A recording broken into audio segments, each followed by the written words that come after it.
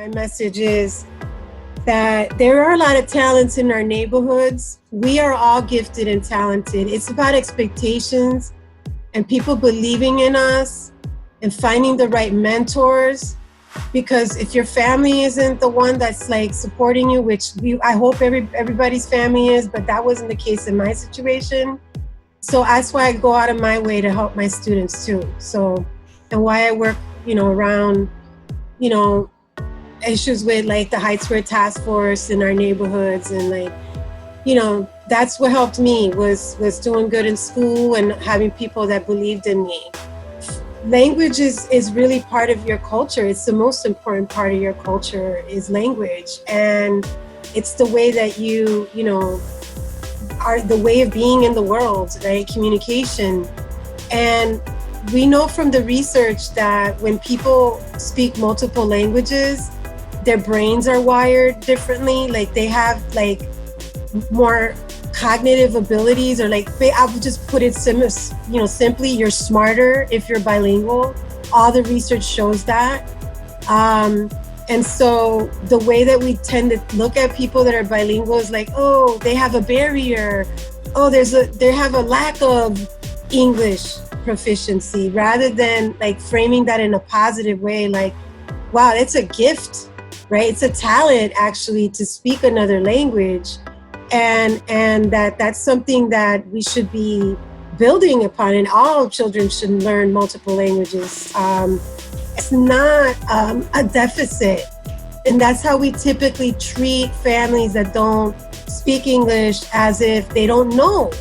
And even think about the people who speak with an accent, how we immediately, think that they are less intelligent.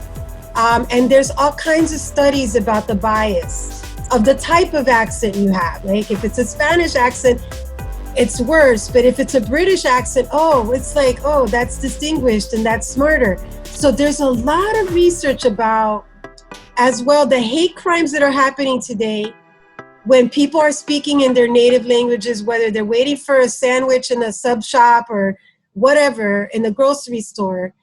It's really become a way as well to racialize language, right? To racialize people that speak a different language, as if that's a race unto itself. I mean, this is because again, race is about your physical capabilities, your phenotype, right? What your skin color is, your hair texture.